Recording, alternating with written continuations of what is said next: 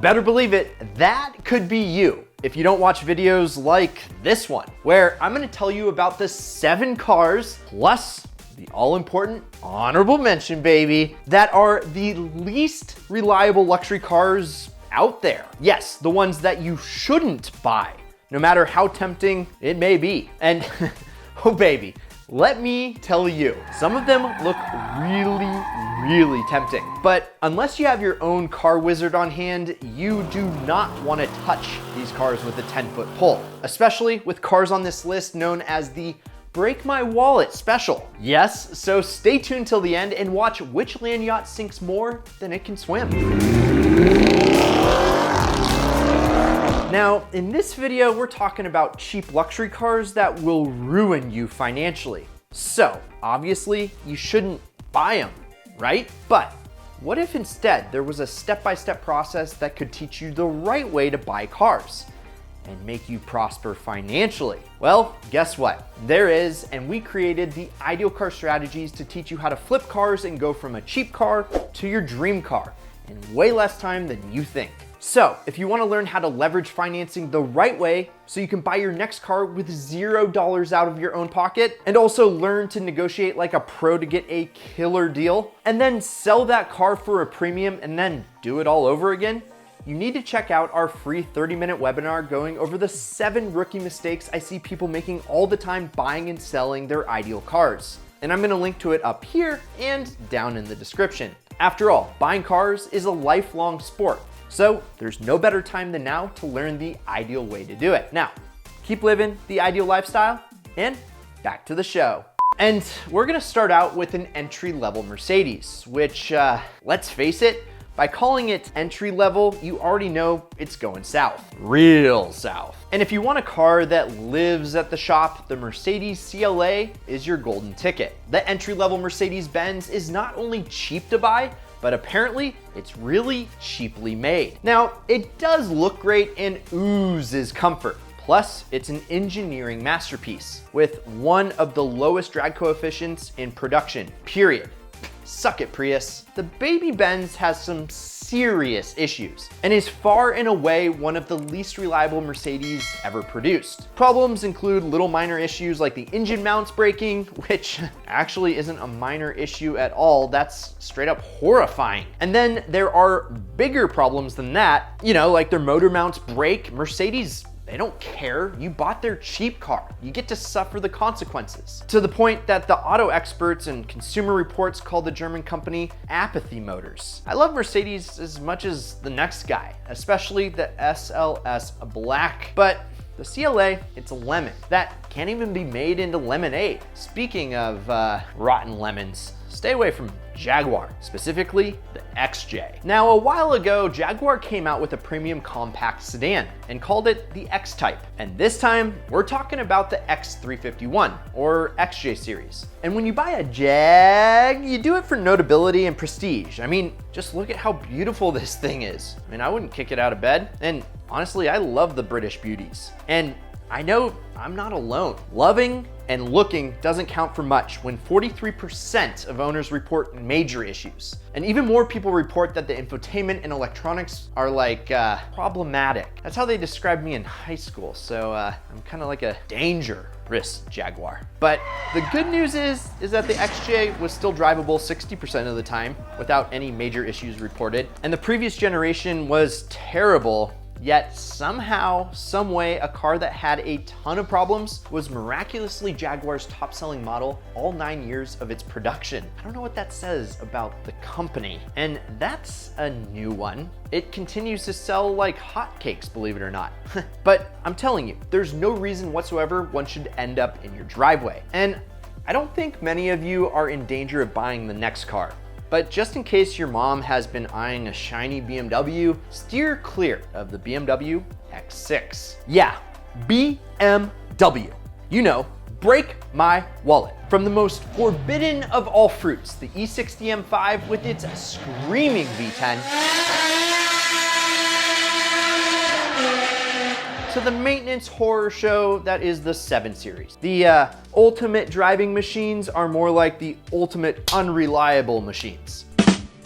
And last time I was talking about unreliable luxury, I gave that award to the 7 Series because the oil seals like to dry up and let the oil out, which, in case if you were wondering, is really bad. And because time has passed and there's a new king of unreliable bimmer.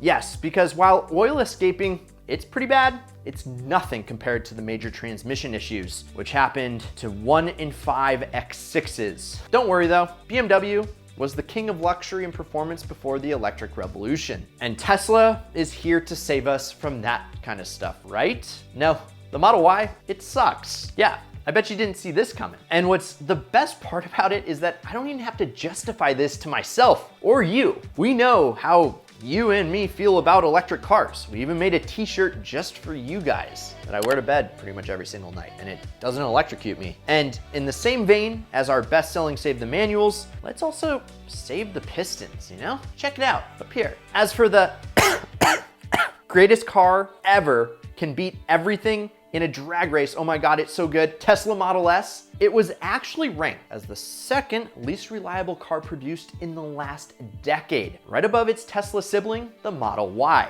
Ouch. And you've heard them before. People like to go on and on and on about how reliable electric motors are compared to gas engines, and yeah, they're right. There's no issues with the Tesla AC motors. The air suspension though, likes to fail. Big touchscreen?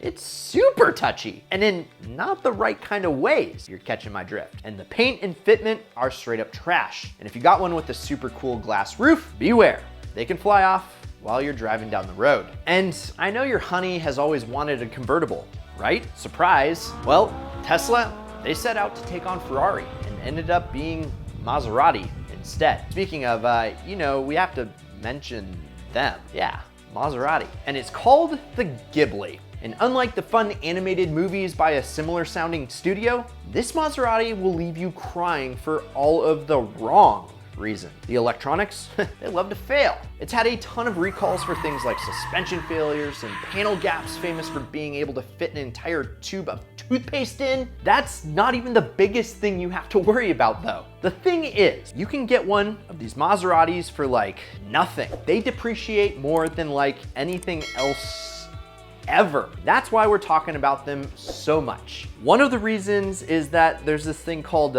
deferred maintenance, and the Ghibli needs a ton of work to just stay on the road, and it costs hella money. So the average owner just doesn't do any of it. They just drive the car around until it starts to have an issue, and then a couple more issues, and all of a sudden there's issues with friends that have issues, and they just dump it. And that's when you come along and you see this sweet deal on a good looking car and just get suckered into buying it because it's cheap. Now, all that maintenance that should have been done snowballs out of control, and you end up with either a repair bill that is several times the cost of the car or just a really good looking lawn ornament.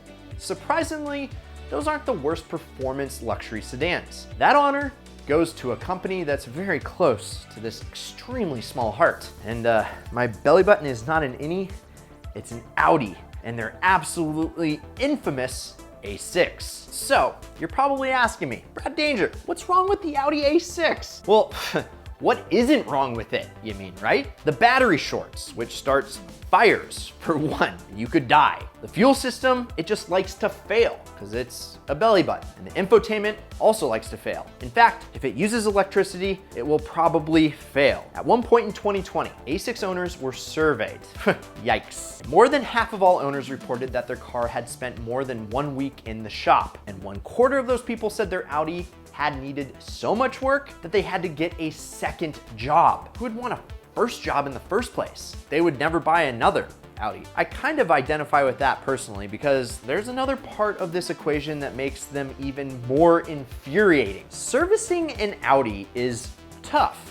They need special tools to do really anything, and many shops won't even touch them. You could get lucky, you could pick one up that was built extra well, but I can count on one hand how many Audis I've seen without a service in the last 12 months, and that's really saying something. But hey, at least Audis drive really nicely and they sound great, and in fact,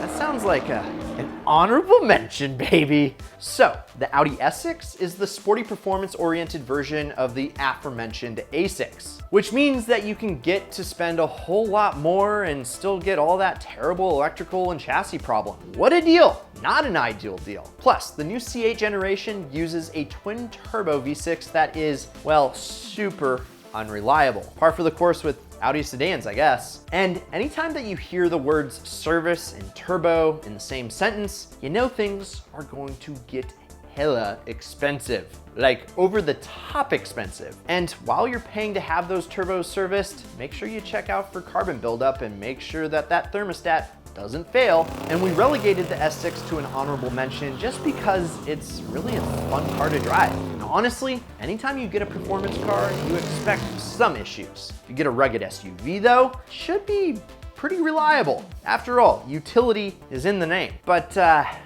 yeah. Land Rover never really got that memo though. And I know you all knew I had to include a Range Rover Sport into this list because my best buddy had one, and well, just watch. He thought this was normal.